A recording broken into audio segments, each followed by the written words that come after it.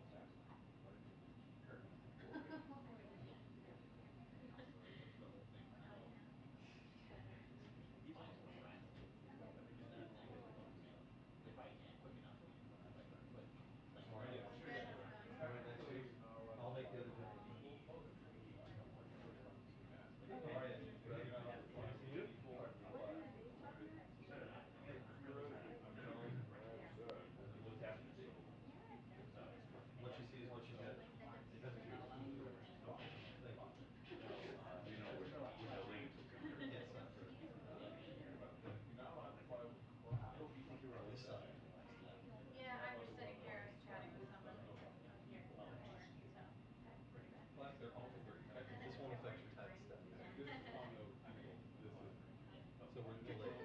Right. Still trying to You're still So that's a good question. You think leave your like Yeah. 3:30. it's not schooling. How are you? Good. How you doing? Good. Good. I like him better than you. Hey, you? But he's not going to go right away. He's going to take gap year. And you're getting gap year. Yeah, but he's going back. He wants to. Decided to start with an urban planning. Oh yeah, you told me that. That's awesome. I think so. Where's he gonna go? He's going to go to NYU for two reasons. Three reasons. One, because your NYU's urban planning program is very much in the tradition of Robert Wagner and more important Robert Moses. So this is the kind of stuff he wants to do. Two, he wanted it so much they gave him a 50% discount on tuition. And three, you get a 100% discount on room because he's going to stay in my last apartment. And I said to him, Andrew, he's staying here. It's not your place.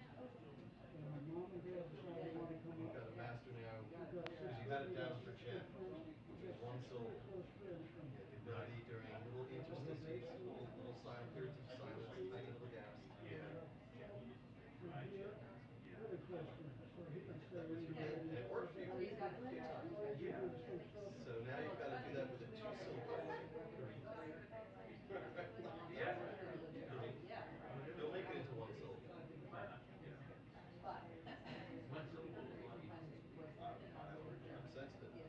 NPR. I don't know. When I started in Sure, I always had to run because he's not. Remember we had Pioneer Star. Miracle Saturday. So I was like, I wasn't. I have good reason to believe it So myself. when I got in and I deserved and then I never left it. Kept on going. But that's what I would have done.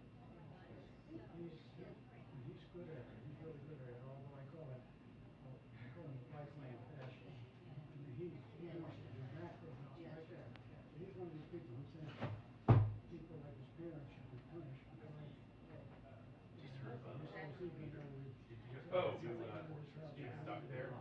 I got one. He's still there. He's got one more day. I think he's leaving tomorrow. He's like Just ahead of the curve. not doing it. Hasn't been out of that room. Shilla. He's there. He's there, but like he's never been. But I pulled the room back there. Maybe they're fine. I was there a couple years ago. Yeah, This Tom Petty song. and it was literally so. That happened to you once, right? Well, I was on the pre-jam. Oh, that's right. And I was in Tokyo and I deposited the jazz. And they put me up in, here, I'll show you. I just got a picture from my colleague who was there.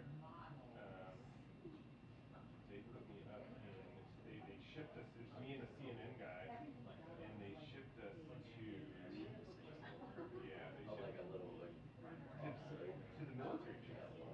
And She's starting in mid-August, but she's going to Europe the whole month of July with four of his closest friends. So he's basically an urban planner thing. He's already scoped out anyway, it was a. What are you smiling? So smiley about? Justin sent me a funny email. Turned into a COVID wing, a COVID apartment thing. So it was like screwed. And so, but the nice thing was they drove down 8 or 8 days, and because we had tested positive, the next day they tested us again, Oh, and you were and we were negative. negative, and then they made us stay one more day, and we were negative again. And so they decided that it was a false. Yeah, so you were like, how many? So I was about like days? two nights and 3 days, but like he should have just been there the whole time. Is he gonna like hang around in Seoul for a little bit? Just to I think so because his son is graduating from high school like 5 days after, like next weekend. So not tomorrow, but like the week, or not this Yeah, weekend, yeah, but the week from. So he's just desperate to get back, and he's like afraid, like what if suddenly he tests positive again, and they say like, oh, you still need to stay. yeah. Oh, that sucks. Sorry, I didn't know. Yeah, well, it happens. Thanks, Andy.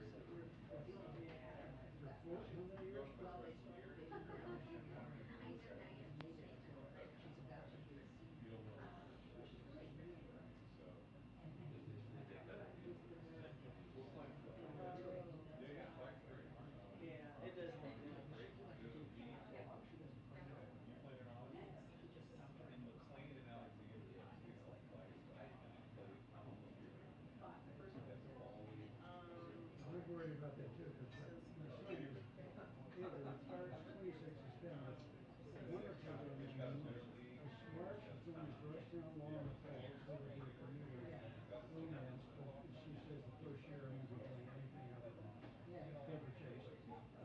And she's really sweet, she's in special ed, she's been, we had dinner with her first time on Monday, and she's hyperventilating because she's got to tell her special ed kids she's leaving. With a specialized teacher who was about law school. Right, and she's really just hating to have to break the news to them. I should know, but I'll be, Not bad. no, I know that, How you doing? I can't remember, I'll Yeah. get an answer for you. Your freshman year, they encourage you to play a lot of sports, things. Yes. Yes. She should be okay, but she doesn't know that. She doesn't know that it's And there's no reason for her to know that. Well, yeah. So the thing is their lacrosse team is like super competitive. So for lacrosse to make sense, you got to Well, you play know a friend who like married his whatever high school sweetheart, and the last spring when they lived there, and she just went south, so the mental health crisis. you got to And play boom. anything. Lacrosse is really good, yeah. If you're really good. You have to be like one of the top players in the area. And so to say, but like for example, let's say come spring, these kids are not only going to get tennis, but tennis skills. Punchline is I've been at the radar program for 32 years. Once you get to high school, it's tough to play multiple sports unless you're one of those kids. Two. I mean, if you show up and you show and be a little bit more consistent, there's not many. Now, unless I someone feel say, pretty fortunate. So there's life after that. I remember the very first time I did Obama correspondence section, I took my son in there and he says, this is finally my grandson will be here. Oh, Jonathan. Yeah, and I said, well, President, somebody makes that mistake once in a while, just throw his son in there. And so he says, late starter, huh? Yeah. I said, no, actually, it turned out it was really great the second time. He didn't know what to say, so he said something very weird. He said, I can relate to, I'm not sure what he meant, but that's what he said. Yeah, I have a 48-year-old son and a 26-year-old daughter. And the fact is, they do them probably out of luck. And so it's 22 years apart, but they are really close. That's really good. John was also in the first school out of 13 years with Lena. So she's 35 right now. She's very good. Second to second cross. Most important, the most important thing about this room is indoor weather. Yeah. Very And close. it's not here. No, Matt is in Inland Beach, Florida. He's in Richmond. He's a lawyer. It is west of Fort Walton Beach. There's still Panhandle. Part of the Panhandle is more western than Inland Beach, but it's west in the Central Time Zone. Oh, wow. So it's way down. Well, I would think so. I think that makes sure that we staff the most important part, but also They have a dock in their backyard on the lake, and spring runs through a glorious beach that doesn't seem to be full ever. And he says we love it, except for July and August, Oh, God. which everybody hates it. But otherwise, Probably they love like it. it more today. It's miserable, he said. People do leave.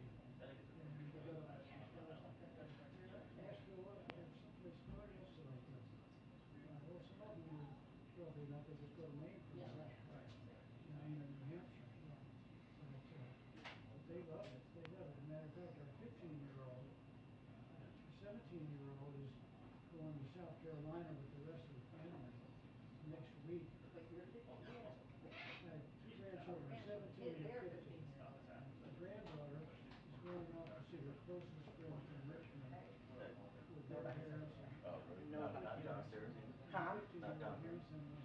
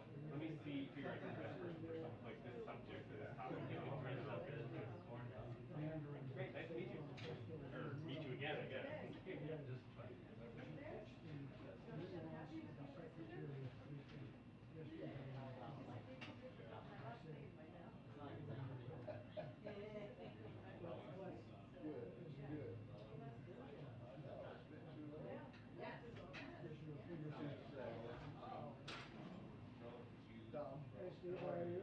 Good. Hello, sir. Hey. How are you? Good. Good for him and good for mom and dad.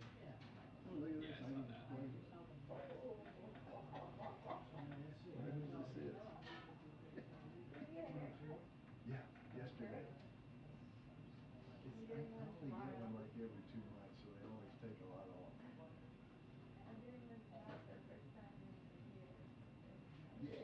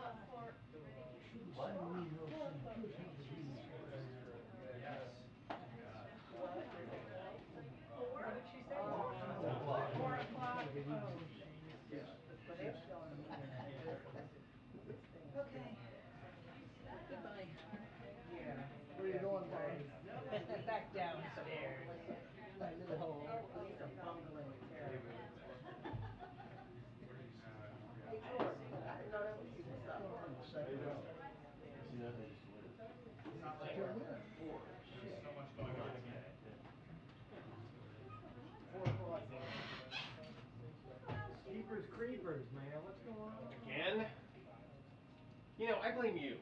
It's my fault. It's your fault. I hate this. I did, but I'm supposed to go to Italy in a couple weeks with my family, and I don't care if I get it again, but I just don't want to get it with everyone changed. You're not going? You guys want to just go out?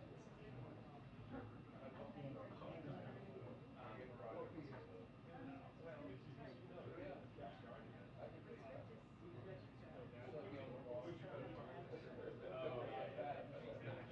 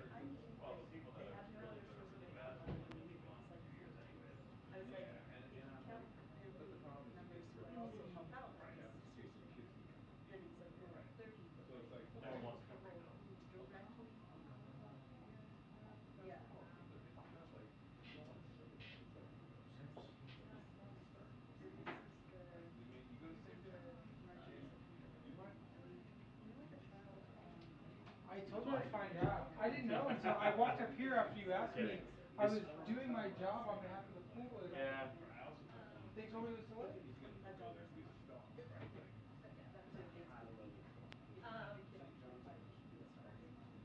And then 98 children in the school feeding program, which is impacting the children. Hey, how are you doing today? Oh, Realize kids didn't it's know just, all you know, the property. such a tough day. Just the briefing. I'm just hoping to survive. Yeah, we'll do your best on that.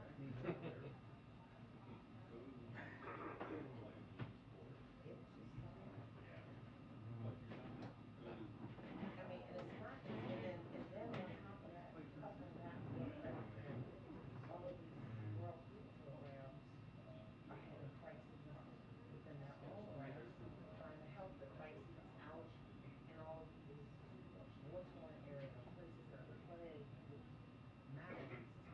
It's crazy.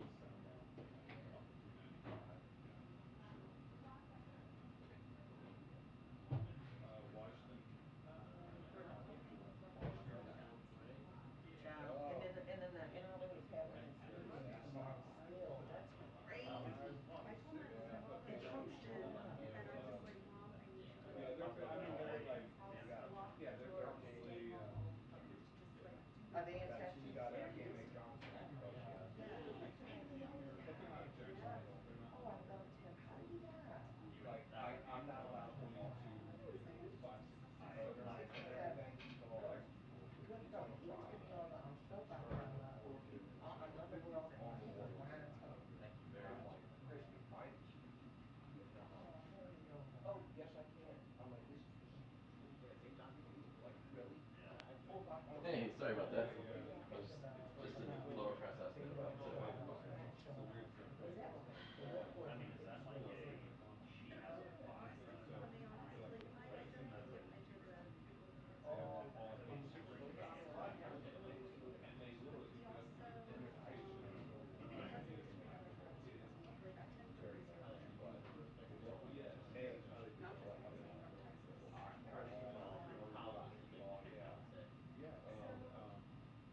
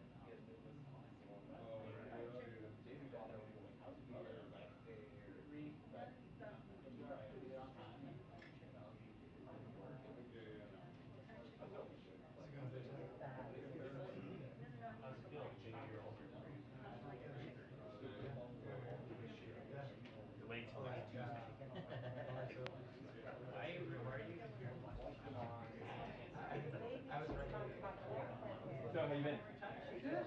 you were on that. Yeah. I wasn't, but I would have Where did we drove by it.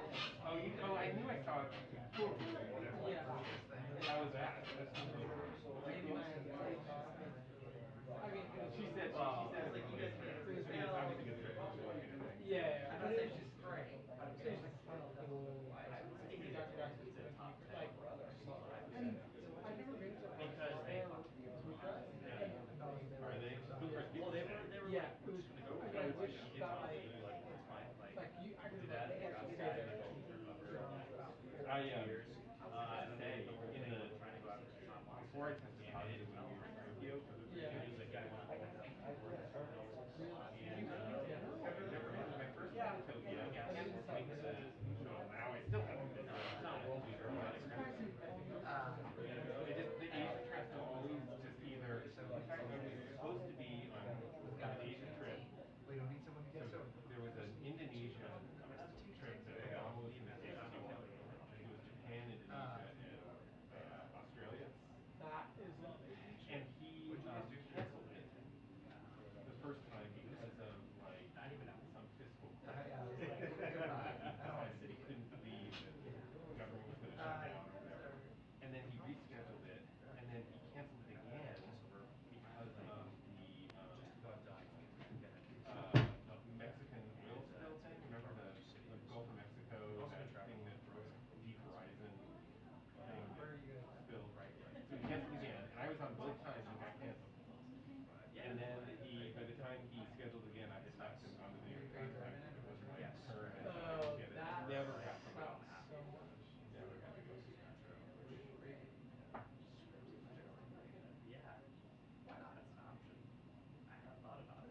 And then your Asia luck is just No, really, the Times has not had good Asia luck. Although yeah. Zolan says he had the best. Really? Oh, He really? said because he's never been on a presidential trip. He's been on all like VP or. It's different. And it's different. It's just a big, it's a different. I mean, it's not that the smaller trips can't be fun too, but I mean, Ukraine was cool, but that's, yeah, the process trip, we're having a great time. We had a good time. That Both, was awesome. we had fun. That was great. Who's going on the one coming up? Ashley and Alan, and then I'll Oh, is it when is the DC in Bali? November. Oh, I'm gonna do that. You should do that. Yeah, all Let's right. do it. I've never been to Bali. And No, who's going November. on the next trip? We're also It's just like, in theory if everything works out. It's Peter and Sanger. Or no. Yeah, Peter and Sanger, I think. oh, Peter will do it. I think so because we're down so many people. Right. And I was gonna do it, but I'm on this family vacation in Italy, and it's at the same time that I Yeah. have to cut my trip in half, and I was like, yeah, fuck that. Yeah. You know. Come to Bali. I know. I'm gonna come to Bali. Bali and maybe India are also. I can't I wait. don't know, I'm excited. We should. Oh, that's gonna be so much fun. Yeah, and that's a perfect time to be like in the tropics when, you know, it's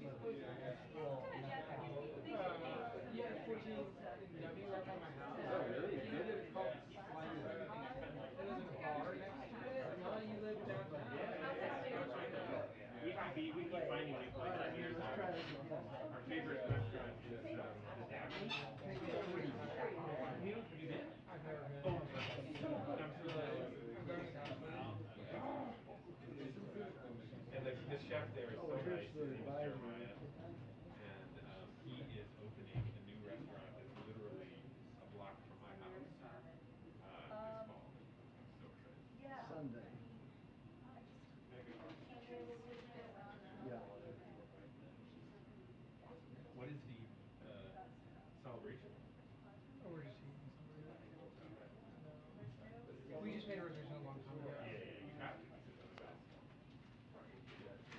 I Where, like eating at the bar. where are you going, Tyler, to Bardea? Dabney. Dabney, fantastic restaurant. I'm very excited. It's a restaurant in Shaw. It's really good. It's all built as this, built around like an open wood burning hearth fire. You don't start till you walk in, you're a little, you know. That sounds fun. No, this I'm is really about excited. Texas. This Not is as good as everything about Arjun Texas. or They're gonna, Anakin. they're gonna come up with answers because they know I just, I have been on. But that was it was unsatisfactory. You know, when the cook That's a really Good place? good. yeah, In when Bardea. you can't get Oh, answers. I've heard that Have it's you never good. been? I haven't been because I've only been to Mexico a few times, but The fact that you, who I know loves food, have oh, not been to Bardea is it really good? shame. Okay. Next time you go, text me and I'll How could you? How could a restaurant in Winterville be It's unbelievable? James Beard, like five minutes. Really? Really good. What's it called? Bardea. No, B-A-R-D-E-A. this is, B-A. It's unbelievable. Yeah, well, I thought he was getting really hungry. Sunday was our one night, got it crammed. oh, 183 per person. Friday, Saturday, but it was You Sunday. could spend, I'd spend way more there. Yeah, it's super small. Seriously, the things you guys get It is really, I like this tea. amazing. I mean, everything's Good tea. incredible, but I think they're doing the well. pasta, I think he's laser greasing. yeah, the entire like that. is like truly amazing. What was that thing called, the calamari he no ordered? little calamari, no cheese. Oh, it's amazing. We're talking about Bardea. Yeah. Mike's never I've been never there. been to Bardea. what do you think? I mean, I don't know. I Not, managed to. not spending your time in Wilmington? No, I managed to try to not do our duty in Wilmington for so long that I guess I just didn't. I mean, that is clearly deserved. Clearly deserved. Okay, Sunday, he's going to Texas. Sunday, did they announce that? Yes. When? Where? Just now. While we were chatting. For some reason. Jackson, he lives here. I see. Okay. Or Guess I you better gotta find out, that might change. He's Hey, from Lee. depends on the weather. Yeah. I guess I better Right. lie. That was his guess. I haven't had a chance to talk with Peter yet, but I did. Totally. Oh, it wasn't yet, right? Yeah, yeah. Oh my god, it's getting to the point that that's weird. Right. Yeah, she was in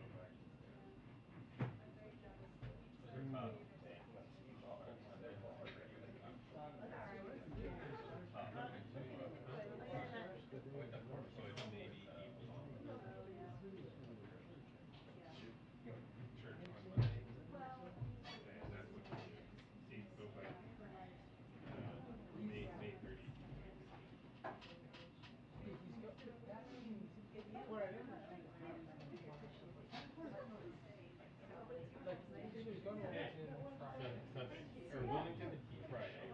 And then And then Saturday, Arlene will be in Milford. Sunday he'll fly to but I Texas. wonder where he would fly. Maybe he will come to Just in a ground trip, I guess. Philadelphia. We could get plane to Like it's not really as like a pronounced Oh, I don't know. as I don't really do that. Yeah, I think so. And we're just trying to figure out how to talk to you. Because it's Yeah, when you stand, when you do the people in the same thing. Yeah. Well, you are. I mean, I've been, my mom, like I said, my mom passed away. But I'm sure I'll get to see My you. dad was That's what it is. We sent some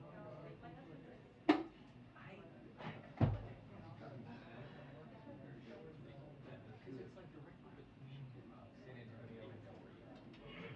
So I typed up that thing the other day and hit send, and then Ken's phone number, Ken Thomas is on at the same time. You know, look, Like, I not frankly everybody was has like, the honest wire call get it. response.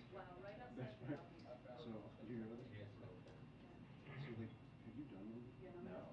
So, like, Roberta's from Reuters, and I came from Bloomberg. And so, like, when they called, I was like, oh, it's the president, right? Or like, I thought, like, going somewhere. Right, right.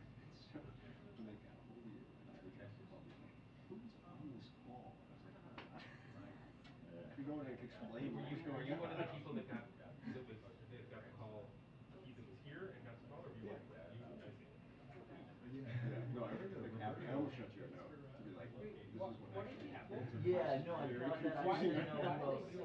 I didn't know because they didn't say who else was on. Oh, yeah. Thought they had information that we didn't know of. But I frankly typed it all up. Send out like Ken's went out. I told her right now, don't send mine. Even though I just busted mine, I said, get it out. There wasn't anything new that I did.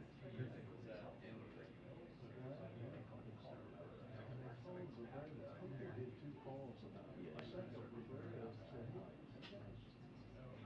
on this call, so she A little excitement.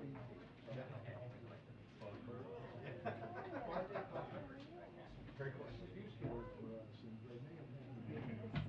Who, Roberta? Confusing. No, they're here at her yet. This is all pools.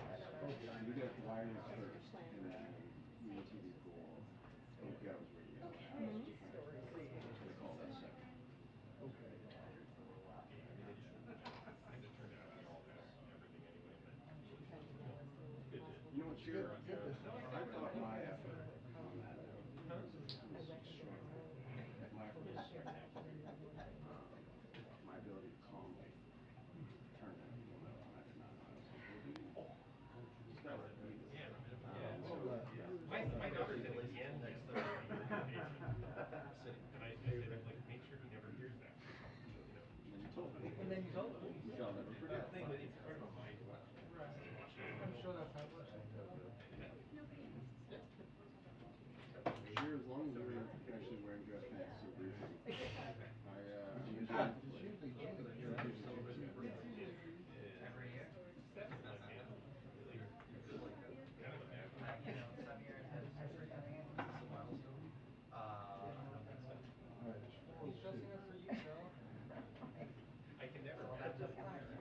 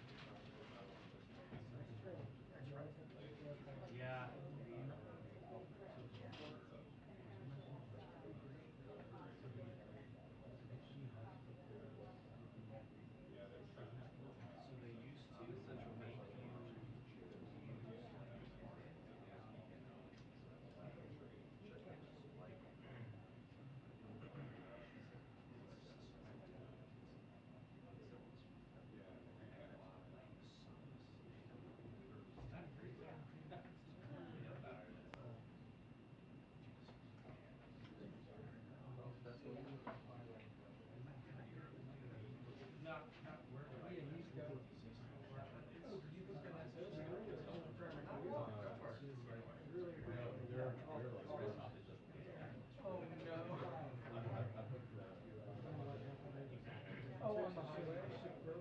During those days, I was so fucking sick. I did that. It drove me. Probably down as far as from You always have those phone it's like 10 hours for you. And you're literally running. Yeah, exactly. But Nancy and I stayed there last. Well, they're probably gonna put us in. I don't know. Actually, I'm not even. I don't even know. I don't even know. That's the largest one. Yeah.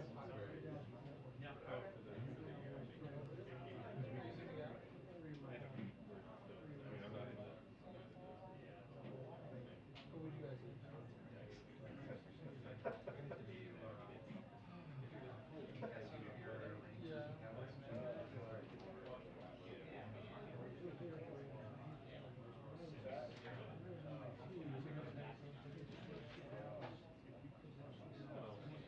Oh, okay. Yeah.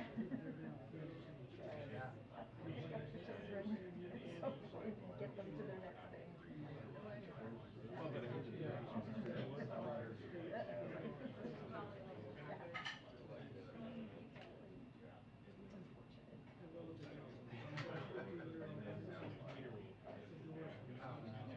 Just out of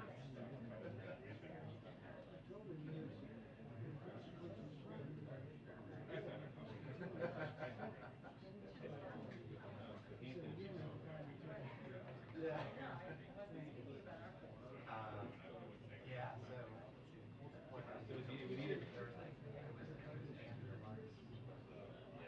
Luck's final game. 2 minutes of press briefing, 2-minute warning to press briefing. Thank you.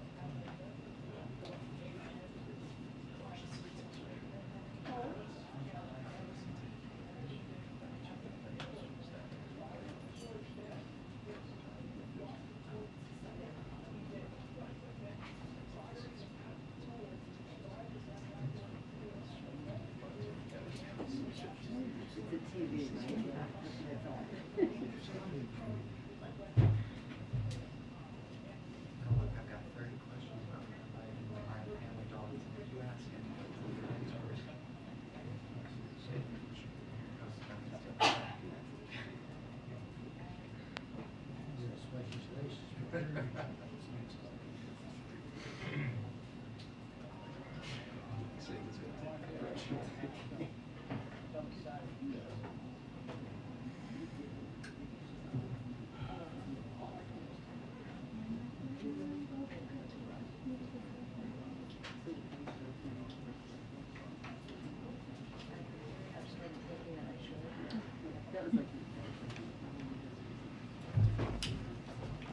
Hey, good afternoon, everybody. Okay, I have a few toppers, so please bear with me. Over the past 15 months, we've made tremendous progress in our fight against COVID, with 220 million Americans fully vaccinated and over 100 million people boosted. We've also moved quickly to ensure Paxlovid, an oral antiviral pill that reduces risk of hospitalization and death by almost 90%, is widely available. Importantly, because of all the work the Biden administration has done on vaccines, boosters, treatments, and more, daily COVID-19 deaths are down by 90% from when the president took office, even as infections are rising. So the tools that the administration has made widely available to the American people are working to prevent serious illness, to keep people out of the hospital, and to save lives. And while COVID isn't over, it's critical that Americans know that we now have more tools than ever to protect ourselves. We can now prevent most COVID deaths, and that's major progress. To drive further progress today, we announced new federally supported test to treat sites. Today, the first of these launches in Providence, Rhode Island. In the coming days, we'll deploy clinical personnel to help transform several of Minnesota's state-run testing sites into test to treat sites. And in the coming weeks, we will work to open more in places like New York and Illinois.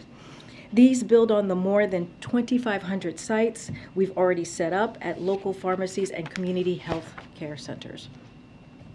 Yesterday afternoon, the governor of Oklahoma signed into law the most extreme piece of legislation to undo a woman's fundamental right to make her own reproductive choices since Roe became law. This law will go into effect immediately. Not only does this law ban abortion from the moment of fertilization, but it also adopts Texas' plan to allow private citizens to sue their neighbors for providing reproductive health care and helping women to exercise their constitutional rights. This law is the latest in a growing effort by ultra-MAGA officials across the country to roll back freedoms that should not be taken for granted. Roe has been the law of the land for almost 50 years, and it is under serious threat. They are starting with reproductive rights, but the attack on our fundamental rights, including the right to contraception and marriage equality, is growing, and these rights are increasingly at risk. The president believes that women have the fundamental right to make their own reproductive health choices, and he and the vice president and the entire administration are committing to protecting these constitutional rights and fundamental freedoms. Today, the Department of Agriculture announced new steps to strengthen food supply chains, increase competition in the meat processing sector, and lower prices for American consumers. The department is making $200 million available to create a new processing capacity expansion program, providing $25 million for workforce training, and releasing the first of 3 planned rules designed to bolster enforcement of the Packers and Stockyards Act, which will increase transparency. These actions will combat market dominance by a small number of major meat and poultry processors in key markets, where excessive concentration and control has led to lower prices paid to poultry producers and higher prices by consumers. After the severe and sweeping sanctions on the Central Bank of Russia, the Department of Treasury issued General License 9 to provide for an orderly transition so that the bond holders could get paid. We've announced that we will not be renewing the license. This means that Russia will likely fail to meet its obligation and face default, an enduring sign of their status as a pariah in the global financial system. We expect the impact of the U.S. and the global economy to be minimal, given Russia has already been isolated financially. That being said, Treasury Department continues to monitor and have conversations with global financial community. I have 2 scheduling updates. Next week, the President will welcome Prime Minister of New Zealand to the White House, another example of our continued commitment to the Indo-Pacific. We'll have more details on this as we get closer. And as you all saw, we announced that on Sunday, the President and the First Lady will travel to Uvalde to grieve with the community that lost 21 lives in the horrific elementary school shooting. We will have more to share as we get closer, but while he's there, the president will meet with the community leaders, religious leaders, and the families of the victim. The president and First Lady believe it is important to show their support for the community during this devastating time and to be there for the families of the victims. And lastly, on Tuesday, as you all know, the parents of 19 kids did what so many of us parents do every morning. They gave their kids a kiss, told them they love them, and wished them a good day at school. They figured their kids would spend their day reading, writing, doing math, playing with friends at recess. These kids never came home. Some of these parents needed to give DNA samples to be able to identify their own children. These were elementary school kids. They should be losing their first teeth, not losing their lives. They should be at Little League, softball, and soccer practices this weekend. These parents should be planning their kids' summer, not their child's funeral. As a parent, it is unfathomable to me that this happened. These kids had their whole lives in front of them. Our hearts ache for their families. Our hearts ache for the family and loved ones of the teachers who were killed. Schools should be sanctuaries of learning, not battlefields. And teachers should be there to teach, nurture, prepare our children for the future, not to be gunned down or asked to sacrifice their own lives for the kids they love. But that is what two heroic teachers did in Uvalde, killed while trying to protect their students. I'm a parent of an elementary school student. I know many of you in this room are as well. We cannot become numb to this. We will not accept this. A grocery store, a church, an elementary school, and this is just in the last few days, it is unacceptable. As the president said the other night, why are we willing to live with this carnage? Why do we keep letting this happen? Where in God's name is our backbone? So I ask, how is protecting our children a partisan issue? How is preventing innocent people from being slaughtered controversial? Common sense gun safety laws work. We know this. They save lives. As the president said Tuesday night, when the assault weapons ban passed, shootings went down. They tripled after it was lifted. And let's be clear, the public supports this. They are behind this. Even gun owners, 90% of gun owners support universal background checks, 84% of Republicans, and 80% of NRA members support background checks. As the president said this week, it is time to turn this pain into action. It's time for Congress to act. And with that, Darlene, I will take your question. Thank you. Is there any reaction here at the White House to the Senate Republicans blocking the domestic terrorism bill, which was supposed to open the door for some debate and discussion about gun safety, as you were just talking about? So we're disappointed that Congress did not move forward with the legislation that would strengthen our response to domestic terror incidents like we saw in Buffalo. We need Congress to act on that, and we need Congress to advance common sense measures that we know will save lives when it comes to gun violence. And secondly, the NRA is opening its convention in Houston tomorrow, 3 days after the massacre in Uvalde. Former President Trump, Texas Governor Abbott, and others are set to speak there. Does the White House think it is appropriate for that convention to move forward? Should it be postponed, canceled, given the events of the last few days? So it's not about the convention. What is inappropriate is that the leadership of the National Rifle Association has proven time and time again that they are contributing to the problem of gun violence, not trying to solve it. They represent the interests of the gun industry, the gun manufacturers, who are marketing weapons of war to young adults. They don't represent gun owners who know that we need to take action. And it's shameful that the NRA and their allies have stood in the way of every attempt to advance measures that we all know will save lives from gun violence. Measures that we know would keep weapons of war out of the hands of people who are terrorizing our communities. So that is what matters, and it is shameful. Yeah, Nancy. Thanks, Karine. Does the president believe that there should be an investigation into the police response to this school shooting? So we've heard of, we've, need some water? You okay? Let us know. The president, we've been watching the reporting on this. The president has the utmost respect, as you all know, for the men and women of law enforcement. Just days ago, he honored the memory of the former police officer, Aaron Salter, in Buffalo, who was killed bravely while trying to stop the shooter at the supermarket. I know that right now authorities are working to piece together more details of what happened in Uvalde, so we won't prejudge the results from here at this time. It is always a good idea to look back and try to find any lessons we can learn, especially from tragedies like this, so that we can prevent them from moving forward, including law enforcement response. And is the president considering calling on Congress to stay in town to work on this issue instead of going home for a week-long recess? So we have been in close touch with Congress even before the shooting and clearly what we saw in Buffalo about gun reform. This is something that has been a priority for the president since day one of his administration.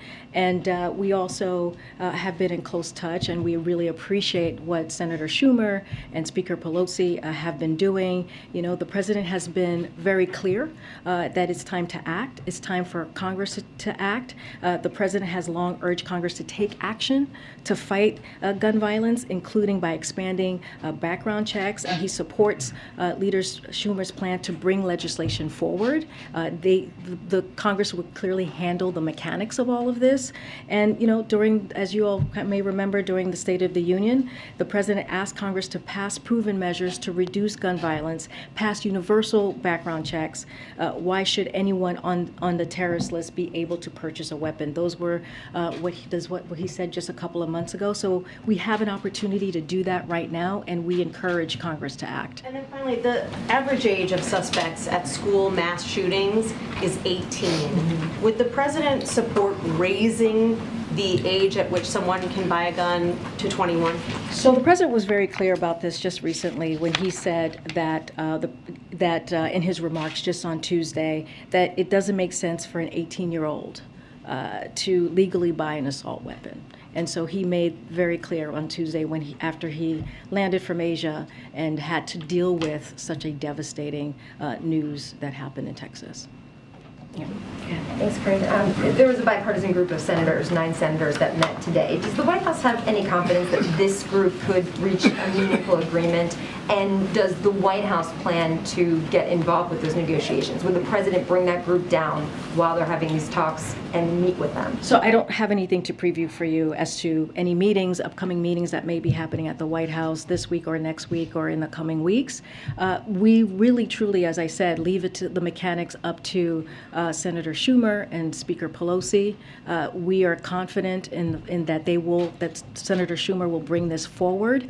And again, it is time for Congress to act. This is what the president has been calling for since the beginning of his administration, and that's what we want to see, and that's what we encourage Congress to do. And Senator Schumer has signaled that they have roughly 10 days to get to a conclusion. Is that a timeline that the White House wants to see? And if at the end of that 10 days there is no agreement, the White House wants to see the Senate move forward on the 2 House passed bills? Again, we leave the mechanics to Senator Schumer. We want to see action.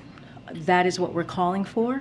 But again, we leave it to the leadership, the Democratic leadership, to figure out how they're going to move this forward. Just one quick one. Can you give us any sense, has the president talked to other officials in Texas since Tuesday, of who he's talked to on the phone about what happened down there? I don't have any calls to preview. Clearly, the president is very much, and the First Lady is looking forward to meeting with the families, community leaders when they're there on Sunday. We have been trying to give the family some time to grieve, as this just happened 2 days ago. But again, he's going to see them on Sunday and have that opportunity to offer comfort. Karine, are you getting any sense that this time it's different, that there's a different climate on Capitol Hill that might be inclined to do some things? So I'll say this, Steve. You know, we have seen 2 horrific tragedies in just 2 weeks. Hours before the shooting, many of the 19 kids who were killed in Texas, Uvalde, were being awarded certificates. of the Robb Elementary's honor roll ceremony as part of their end of the school year. Today would have been their last day at school, and for the school year. In Buffalo, on the same day that this happened just 2 days ago, 2 of the 10 people who were killed while going to the grocery store on a Sunday, like many of us do, were being buried and honored by their families. I'm talking about Aaron Salter, the security officer who first responded, and Celestine Cheney, a mother and grandmother of 6, were being buried by loved ones right in Buffalo on that same day. So America has more guns than people in this country.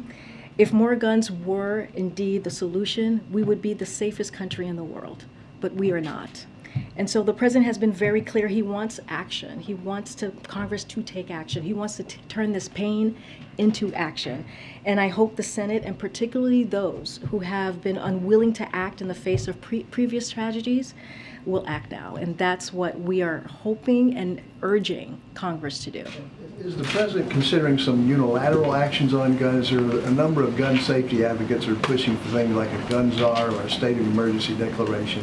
So on your first part, while we've been calling for Congress to act, and the president has done that since the first couple days of the White House, he has been waiting, right? We have talked about the comprehensive approaches that he's taken. We recently announced how over $10 billion from the rescue plan has been spent or committed on ways to fight gun crime and gun violence. The president wants cities and states to use even more. The Justice Department issued a tough new rule to stem the flow of ghost guns, which are increasingly being found at the crime scenes and which are the weapons of choice for terrorists and criminals. So the administration issued a zero-tolerance policy for gun dealers who willfully sell guns illegally. So this president has done more via executive actions than any other president during their first year of office. Now what we are asking for is for Congress. We are urging them to take action. Go ahead. Thanks, Karine. How does the president view his role in this moment? We talked yesterday about changing a dynamic that's been entrenched for decades now at this point. I understand the legislative details are Capitol Hill's prerogative. How does he view his role in trying to change that dynamic? Well, I think he view his role as he has been doing. If you think about his remarks on Tuesday, it was compassion, it was sadness, it was outrage, and you heard that from the President of the United States, basically saying enough is enough. And this is something that he understands personally. This is a president who has worked on gun violence during his Senate years as vice president and has leadership already from the first couple of days of stepping into this administration. So we have done our part. Will there be more executive actions, and will we do more? We'll look into that. We're always looking to do more. But right now, we need the help of Congress. We need them to step in and to deal with this gun violence that we're seeing that's tearing up not just families, but communities across the country. You were on, just one more quick one. Yeah, you were on sure. Air Force One. Can you talk about kind of the president's reaction when he got the news, when more details started to come out over the course of those final hours on the flight, and as he prepared for his remarks on Tuesday night, which he echoed on Wednesday? Yeah, as you said, Phil, I was with the president on the plane on Air Force One because we were coming back from Asia, and I got to see him right before he delivered the speech. Honestly, I would leave the speech to stand for itself. You heard his emotion. You heard what he said very, very clearly.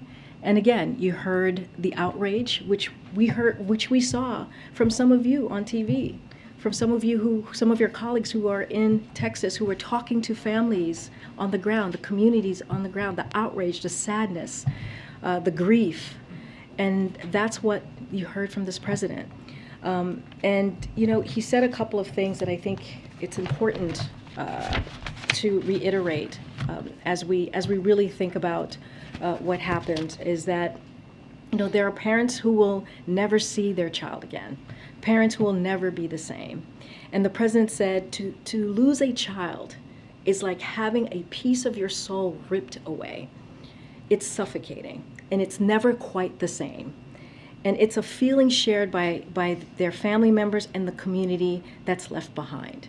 So that is the president's focus right now. He's going to go clearly on Sunday to offer his comfort, to grieve with the family and the community. But at the same time, he is going to call on Congress to take action because it's been too long. And now is the time to act. Okay, Michael. Two quick things. First, apparently the company that sold the shooter his rifles received a $3 million PPP loan under the last administration. Do you know if there's any effort by this administration to claw that money back? So this is the first I'm hearing about this, so I would have to go back to the team and look into it. Do you know the name of the company? The company is Daniel Defense, D-A-N-I-E-L Defense. Apparently they received a, I think, $3.1 million PPP loan right at the beginning. My colleagues have been writing about it apparently today, but if assuming that is confirmed, would the president, do you think, support the idea of trying to claw that money back? I honestly, Michael, I need to check with the team and just make sure that is actually factual, but I need to check with the team. Thank you, I appreciate that. And we'll get back to you on that. Okay, and then just, going back to the question that I'm sure, everybody has been asking, which is the sort of, what is the president going to do and can do? You talk a lot about the outrage, you talk a lot about that he wants Congress to act, you talk a lot about the emotion. I was in this room, I think a lot of people here were too, when President Obama cried at that very podium hours after the Newtown shootings. There have been 1 million shootings since then, lots of expressions of outrage, lots of expressions of wanting Congress to act. They haven't. I mean, there are people out there, saw several of them on TV today, who say this president needs to do more than all of that. This president needs to declare a national emergency. He needs to create task forces. He needs to create, a czar of gun things. He needs to say he's not leaving this building. He cancel his vacations. Tell Congress, members from Congress to get in a room and not leave until they got a solution, and not accept some of the sort of half measures that are sort of being offered. And I guess the question is why isn't he doing any of that? So on the public health, on the emergency, he has already done that. The president has already declared gun violence to be a public health epidemic. He has done that already, and he has mobilized our federal departments and agencies, including the Department of Health Services, to respond. So that has been done. Look, this is a president, as I've said already, who has been working on gun violence, gun reform, comprehensive gun reform since he was a senator.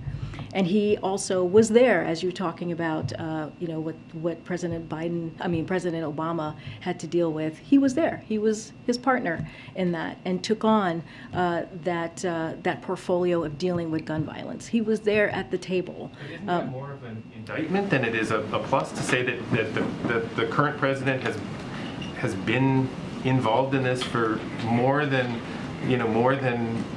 for decades, and it's not being fixed. These things are happening over and over again. But look, Michael, we are frustrated as well. We are angry as well.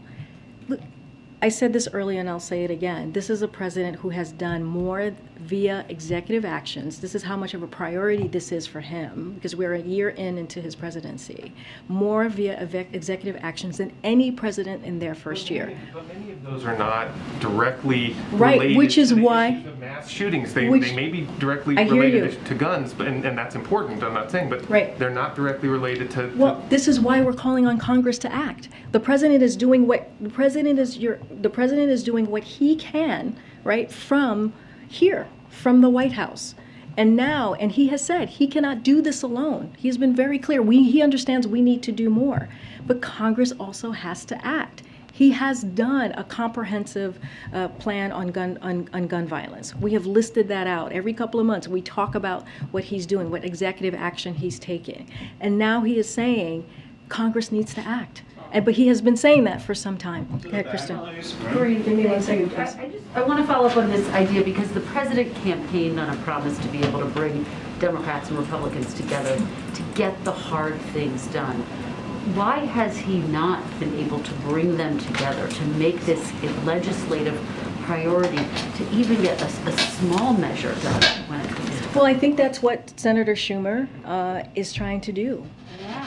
Why not do that in the early days of his presidency? Well, we have been talking to Congress before these two shootings that have been clearly very public and very devastating and horrific in this past 2 weeks. We are doing it now. Look, we know that this is not easy. We're not saying that this is easy. And the president is doing everything that he can to get this done. But we are going to continue to call on Congress to act. Does this now move to the top of his It's a legislative priority. priorities above Build Back Better, above COVID relief? Does this now need to be the singular focus of all of Washington, D.C.? Kristen, I would argue that this has been a top priority from the time. Singular focus for the president and I'm not going lawmakers. to list out the 1, 2, or 3 of priority. What I can tell you is this has been a top priority. Literally, he started working on this the first couple of days he walked into this office. And you're getting a lot of questions about the czar. I guess just to ask to ask it a different way, former President Obama appointed then Vice President Biden to take control of this issue. Are there any discussions? Is the president considering tasking his vice president with trying to get something done on this issue? Look, we have Ambassador Susan Rice, who is the president's domestic policy advisor, as you all know, and she is coordinating the president's whole of government approach to reducing gun violence. She has decades of experience coordinating interagency processes in the federal government. There's no one better at bringing department heads to the table to drive the process. She has a team of 12 staff under the Domestic Policy Council who are working on gun violence reduction, taking an interdisciplinary approach that recognizes that we need all sorts of expertise at the table, from mental health to criminal justice to housing to education, to address the issue. In addition to the Domestic Policy Council, there's the Executive Office of the President, the White House Counsel's Office, the Office of the Intergovernmental Affairs, and the Office of Public Engagement. All are playing key roles in gun violence prevention, as do several of the federal agencies, which I've listed out already. Karine, given everything you just laid out, and the president said yesterday he will use every tool that's available, and I guess why hasn't he stood up a task force, an interagency task force on preventing gun violence? He has done it dozens of times on everything from COVID to unionizing since the start of his presidency.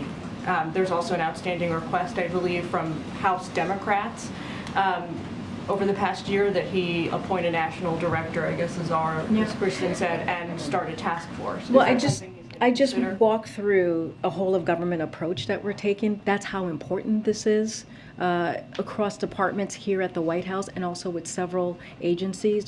We're talking about the DOJ, Department of Justice, we're talking about HHS, all very much involved here on how we're moving forward. You know, I guess why not make an official interagency task force? Because we have a whole of government approach. We have a whole of government approach that I just mentioned that Ambassador Susan Rice is leading, along with other departments. And with that whole of government approach, we have been able to put forth executive actions at a level that we have not seen from any other presidents. We have been able to deal with this in a comprehensive way. What we are saying right now is that we need help. We need assistance. The president cannot do this alone. The Congress needs to act. They need to pass legislation so that we can deal with this on a federal level, legislative level. Last question, is the president making any, or is he considering calling or reaching out to the BORTAC agent who was injured in Uvalde while he was protecting students during the shooting? I don't have anything to preview or read out for you.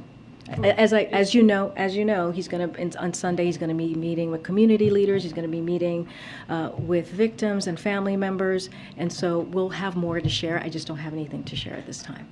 Okay, I'll go to the back. Okay, go ahead. Go ahead. It's hard to. I would like to ask you a question about the school shooting, but before that, I want to ask you a quick one about the FDA and the baby formula shortage there. It's lasted months, and we're not just talking about baby formula either. There are infants, children, and adults with different metabolic disorders who are risking permanent irreversible damage the longer they go without special formulas. that are manufactured at Abbott Nutrition. I'm wondering, does the president have confidence in the FDA's ability to deal with situations like this? And as he's been monitoring the situation, does he still have confidence in his FDA director? Yes, yes, and yes.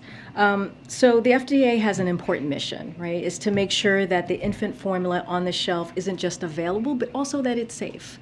And as a parent, I understand the frustration. I understand the fear of not knowing if you have safe and healthy food, baby formula in this case, for your kids. Unlike, Republicans in Congress and the previous administration, the president believes that FDA and particularly its food division needs to be well resourced to do its critical work and do regular annual inspection. So we have to just take a little bit of give me a second here.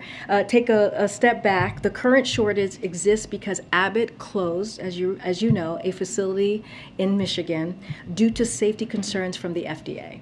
A facility that was a major producer of specialty formula, as you're asking me about, right?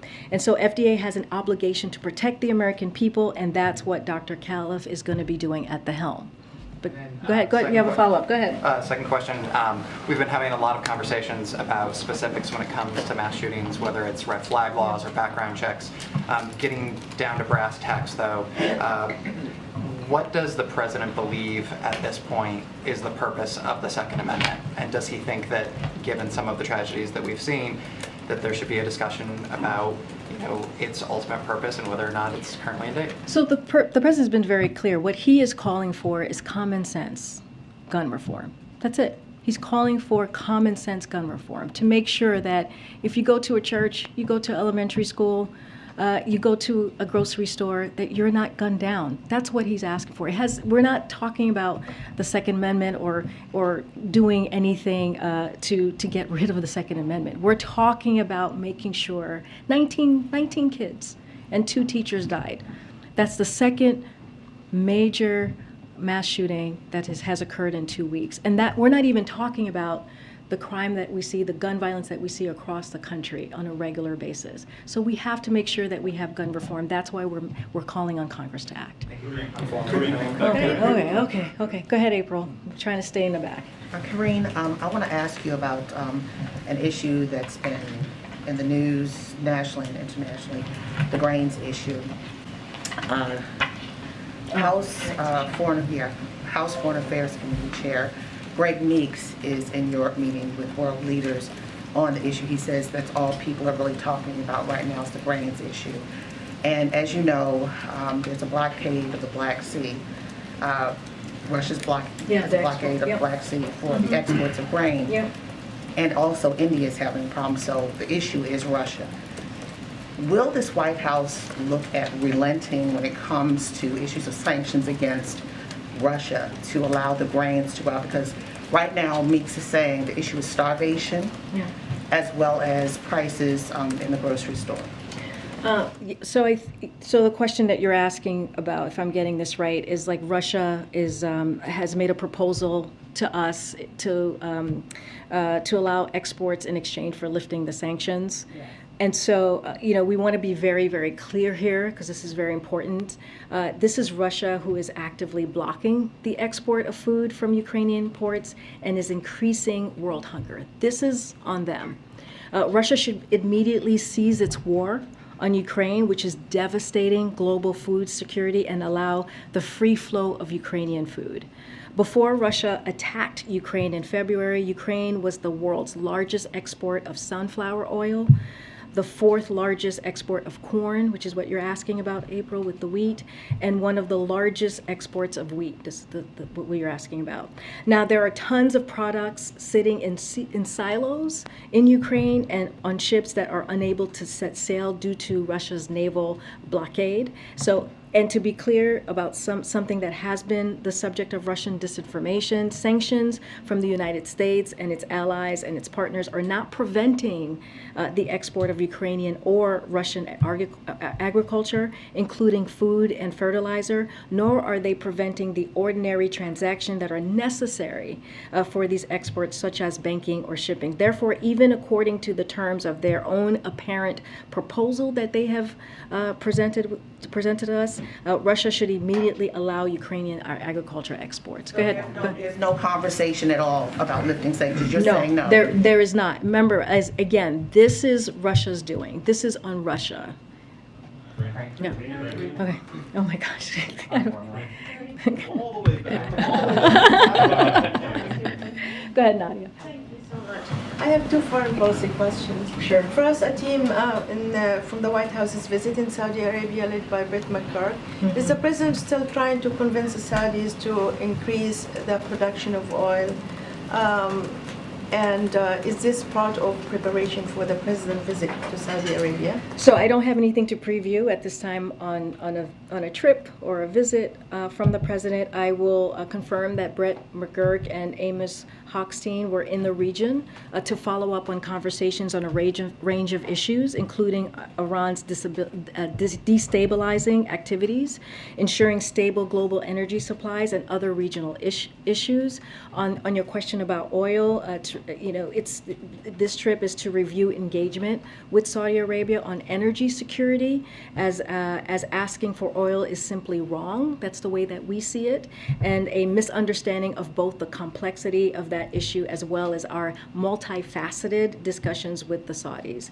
OPEC Plus will make its own decision as it relates to the oil, and as it always has. We are in consultation with all relevant producers about market conditions, including Saudi Arabia. I have one more, please, on Syria. Excuse me. The head of the Lebanese intelligence chief met with people at the White House. He told me in an interview that he raised the question of American hostages in Syria held by the Syrian regime.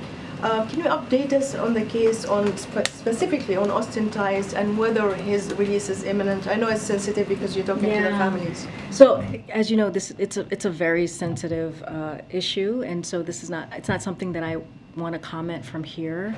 So I won't. I just can't. I don't want to do that just because of it's diplomatic negotiations, and I want to leave it in that space. Has the White House detected any mood shift that makes you optimistic after this shooting that something's finally going to happen, that something's finally going to get passed after 19 children were shot down? So, we don't have our finger on the pulse on the mood. What we can do is continue to fight for American families, for American communities, as we see the violence that has, especially the two major tragedies that we've seen these last 2 weeks, and call on Congress to act. The president, again, and I've stated this, he has taken executive actions over this past year and a half, which is more than any president has done in its first term, and he cannot do this alone. And so he is going to leave it to Senator Schumer, who is going through the mechanics of what that's going to look like, moving legislation forward. And so we appreciate their efforts, we appreciate his effort, we appreciate the Speaker's effort, and we're going to continue to have those conversations as we have been throughout this past year and a half. Go ahead. Thanks, Karine. So after the president visited with families in Buffalo, he was asked, what more can you do on guns via executive action? And he said, quote, not much on executive action. As Steve said, there are multiple gun safety groups that disagree with that statement and have pages of executive actions that they think the president can take. Does the president have any plans to meet with gun safety advocates? I know when he was vice president, he had hundreds of meetings in the EOB in his office there with groups. Does he plan to meet with them, and if not, why not? So I don't have anything to preview. Not at this time. I just talked about Susan Rice and her team, Domestic Policy Council. I've talked about the Public Engagement team and others, DOJ and also HHS. And those teams have been regularly talking to outside experts, outside groups over the course of this past year and a half. That's how we were able to put forward these executive action, comprehensive effort to deal with gun reform. So those conversations are going to continue. I just don't have anything to preview for you on this one. But just in terms of that sentiment, where the president says there's not much more on executive action that he can do, does this shooting in Texas change that? I think what just to speak to that, look, the president has done a lot. He really has. The fact that I'm able to state this historical fact of how much he's done in his first year and a half. But, you know, we're always looking at what else we can do. But we have done, we have done so much. I just read it out, including stemming the flow of ghost guns, cracking down on gun trafficking, and using the American Rescue Plan funds to invest in keeping officers on the beat to fight gun crime and gun violence. And so we're going to continue constantly looking at additional executive action so we can move forward. But the president, again, cannot solve this problem alone. He needs Congress to do its job and to act. What role do you guys expect Senator McConnell to play on any sort of bipartisan gun legislation? Has the president planned to contact him or speak with him at all? And what are you hoping for from the Senate minority? You know, again, we're going to leave the mechanics to how this gets done to the leadership in Congress, Senator Schumer and Speaker Pelosi. We have had several conversations before these major shootings that occurred these last 2 weeks. This is an issue that has been a priority for this president since the moment he walked into this office. And as I mentioned, as a senator, as a vice president, and now as president. So there's an array of issues that we talk to Congress on a regular basis. And again, we're going to continue to have those conversations. On the gun issue, just quick follow-up. Is one of the concerns of the White House that moving ahead with executive actions right now while there are talks in Congress could sink those talks in Congress? Is that why you're one of the reasons you might be holding back on moving forward with executive actions? No, I mean, we've been very clear. It's time for Congress to act. We cannot do this alone. The president cannot do this alone. So we're asking Congress to act so we can have federal laws to actually deal with doing gun reform, comprehensive gun reform. On the Summit of the Americas, President Bolsonaro of Brazil has said he plans to attend now. AMLO of Mexico is still making mixed signals.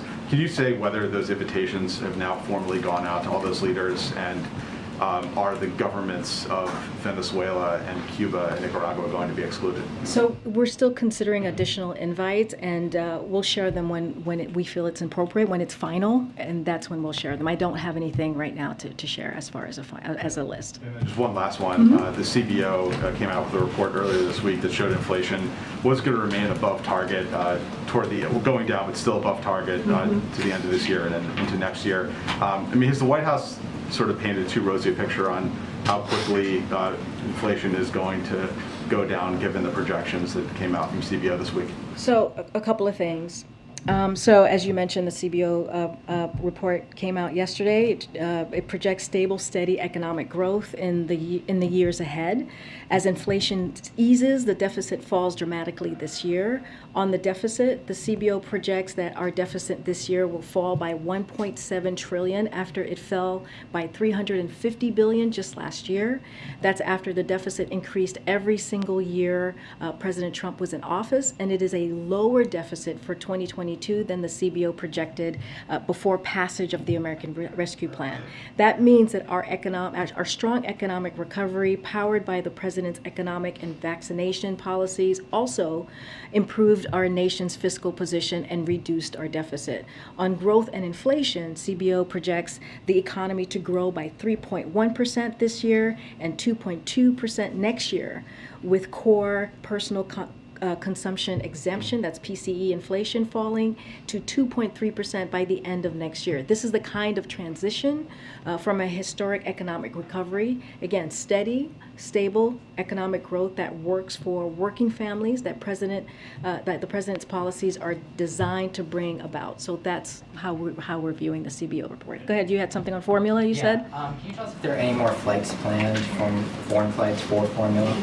I don't have anything to preview at this time, but we will have some more information in the upcoming days. Is that because you all are working on it and the details are not out there, or can we expect more flights? Yeah, definitely you'll expect more flights. I just don't have anything to announce at this time. And as you know, the second flight landed in Dulles yesterday. The First Lady was there to receive the formula and the package that landed. And then on the FDA question, you said you brought up the Abbott plant and that was kind of putting on them, but Senator Patty Murray today told the FDA that she gives the FDA an F on not realizing the warning signs of the crisis. And she also says that they have not given her a plan that she's requested about how to stabilize that food safety program. So is there anything the White House can ensure that the FDA has been responsive to Senator Murray and those on Capitol Hill? So let me just first say this. This is the hearing. During the hearing yesterday, Dr. Califf said it's important we get to the bottom of what happened with the Sturgis facility and the root of what has caused the issues we're facing today. He has designated someone to lead an after-action report, but we have to take a step back here and look at the dynamics of what we're dealing with. We have 4 companies that make up 98% of the market. An industry that's concentrated means more vulnerability to the supply shocks and fewer options for consumption. And because of Abbott's voluntary recall, there have been huge disruptions to formula supply of a highly concentrated market. So we have to fix this. So our focus right now is on getting more infant formula supply to families across the country as quickly as possible, as well as running a historic agenda to diversify markets and grow the number of companies competing for your business. This is what will help avoid situations like this in the future. But he has said it is important to get to the bottom of this and has appointed someone to do that. Thanks, Karine. Okay, thank you, everybody. Thank you. Thank you.